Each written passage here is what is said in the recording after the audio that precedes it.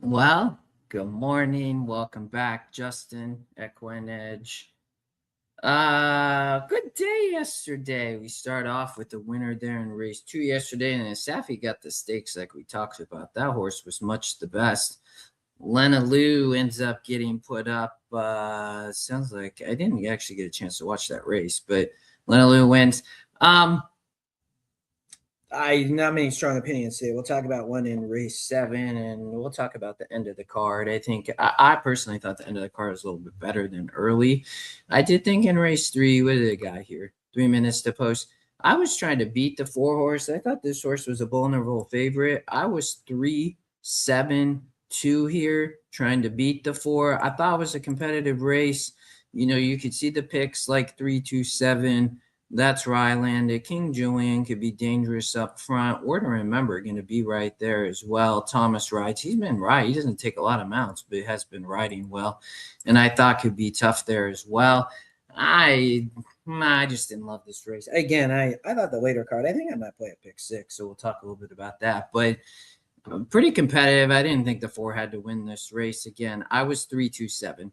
I thought the picks had it here in race 3. Let's keep going. I'm going to try to get this done. I don't know if we'll finish before the race goes off, but race 4, I mean, yikes. I will tell you, Osiris Law, these are plays all day. Second pick, 7-2 on the E morning line, a very competitive maiden claimer.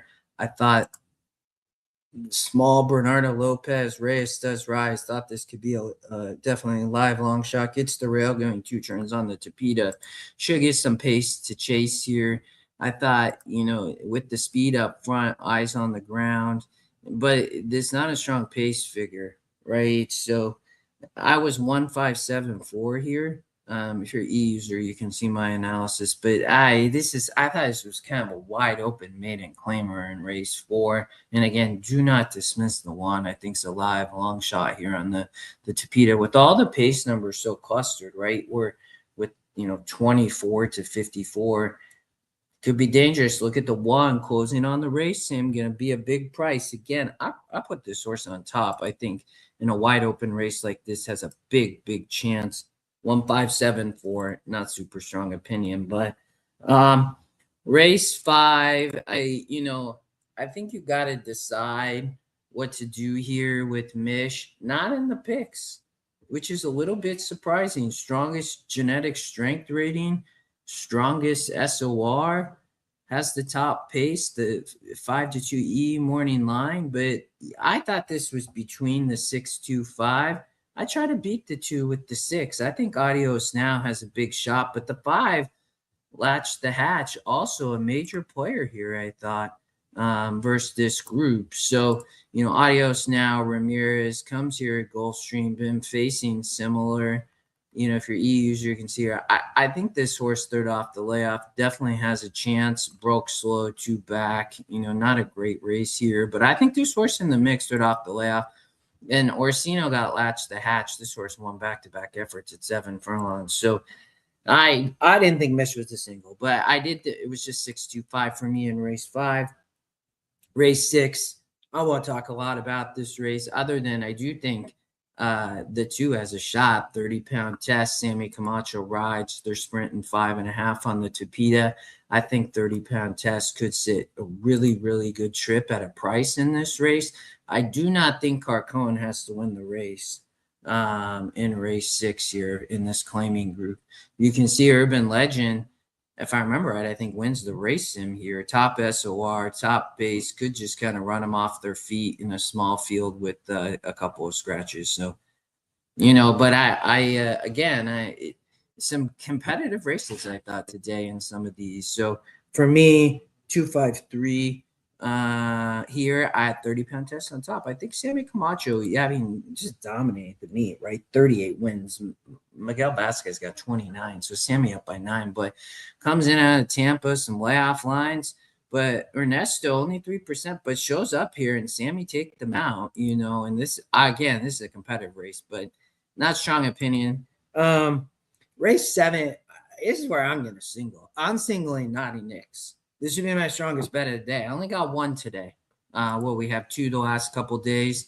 But this race, allowance optional claim, I mean, there's a ton of speed, I think, here.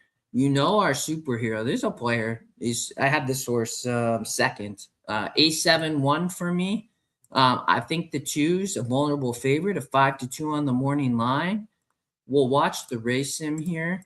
Looks like they're heading over to the Tapeta track in race three. Race three, I was 3-7-2. I tried to beat the 4. I think the 4 is a vulnerable favorite there in race 3, but I think there's enough speed, cheap speed from the 3. The 7, Edwin G is going to be forwardly placed. I mean, great meet, but he's going to be forwardly placed and put a lot of pressure here on the Tapeta. Naughty Nick's coming off these turf efforts and all these really tough turf efforts. I mean, I'd love to get 7-2, 4-1 on this horse. Wins the race sim. Second strongest genetic strength rating we see there comes from much tougher strength of race on the turf for Engler. We get Miguel Vasquez, highly capable second, wins at the meet. We might get 4-1. Again, I'm singling here. I'm going to play a pick 6, starts in race 4, maybe pick 5. But I single here is I didn't have a lot of strong opinions today, but this was the strongest. And if it's, 9-2, it's 9-2. That's what we take. Takes the drop in SOR. As you'll see here, if E-user is my best bet of the card. And had been facing tougher, but ran really well. Look, second here versus 62 versus 70 in the Kitten's Joy runs 4th, was on the rail here, runs 3rd in a stakes race. The English Channel last out. I mean, nothing wrong, but facing tougher and finally finds a softer group and remains protected. So they're loading in race 3. But I like Naughty Nicks here would be, again, my strongest bet of the day. 8-7-1. I think the 2 could run on and hit the board, but I do not like that horse to win. I think you can beat it today. So let's race 3 went off. Looks like War to Remember to the front. Realtor, we talked about that horse being a vulnerable favorite, running second, followed by Santel, and down on the rail, Elmo Heat, followed by Blazing Bochero, and far in the back, King Julian. But War to Remember gets loose on the lead with Anthony Thomas for Christopher Hall. Up front, they went 22 seconds in the first quarter, so they were flying the first quarter on the Tapeta here on the rail there. Down to the inside, you have Elmo Heat into second. Realtor falls back to third. And down on the far outside, King Julian rolling with that hot pace, but War to Remember holding on up front. King Julian coming, trying to get there. King Julian going to try to get there, and it's very close, man. King Julian, War to Remember, we talked about that. We were 3-7-2 to beat that 4. 4 didn't wrong, man. I mean, you beat those horses all day, but really close up front. King Julian went off as the favorite, actually, at 8-5, and War to Remember went off at 4-1. Great price if the 2 can hold on there. It was really, really close. Too close to call, in my opinion. The 2 battled, hangs on. The 3, they went 22 that first quarter. Got a great pace setup. 2, 3 got a great bob, but gonna be close. Again, Naughty Nicks, race 7. It's my best bet. Thanks, Gary. They beat that 4 horse. I mean, who ended up winning? Oh, they're showing the photo right now. 2. Oh my gosh, that was close. 2 might have held on though. If you get 4-1 there, that would be incredible. They haven't shown anybody yet, but all right. But yeah, no, it's beat that 4 horse there. Race 8.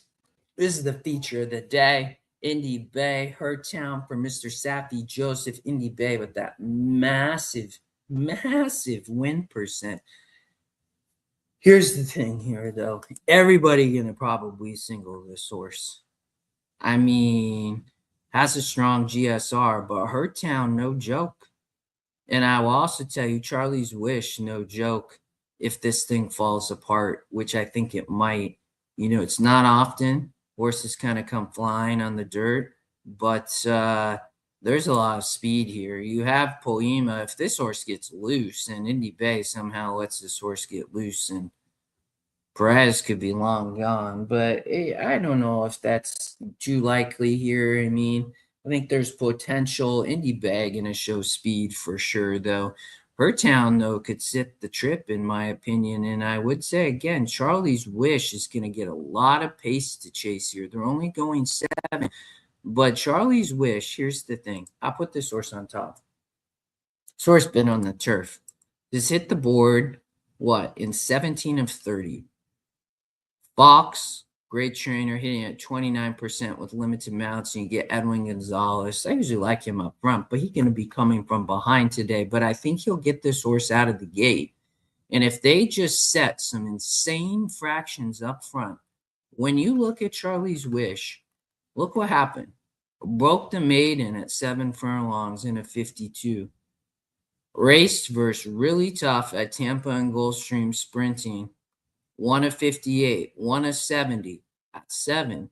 This horse can run 7 furlongs. Just seeing some pace to chase today. Look, 1 on a turf in a 74. But the thing is, this is 2026. This is not 2023 or 24 anymore, right? So you wonder, well, is this horse going to be able to run at this level? Well, let's look at some more of the recent form. Faced easier on the turf. But again, we're looking back at that.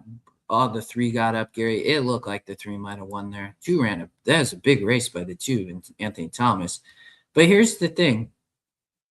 Off the layoff, Fox had this horse on the Tapeta going 2 turns, ready, fit, 1 prior to the layoff. Always like that. Then faced a grade 3. This was too tough and coming on the turf. But all these efforts are on the turf, so you don't really know. But what I would say, this horse was in form in late 25 and was in form when it came back on the layoff at the beginning of the year and has done absolutely really nothing wrong other than being on the turf. But when you look at the turf, I mean, outside of that win, I mean, this horse has run well on the turf, but needs pace to chase for sure. And I think gets it.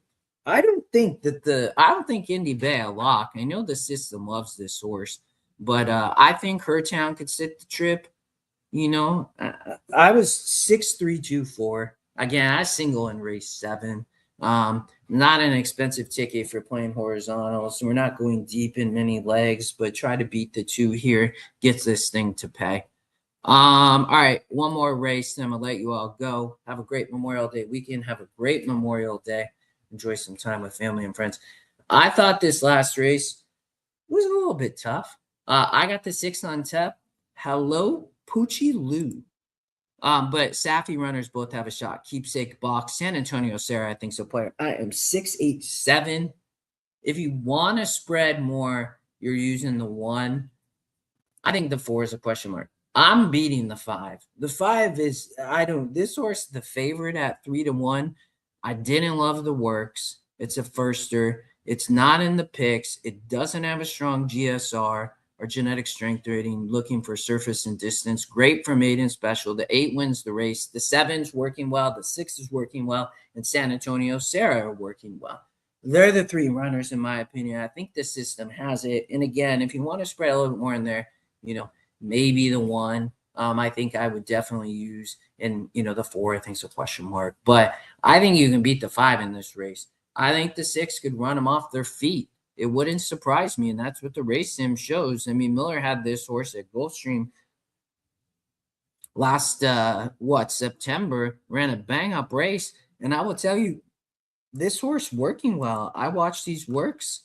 I mean, strong here. You go strong all the way to back here. Oh, that's the 7. Strong here. I mean, ran a nice bull. It worked.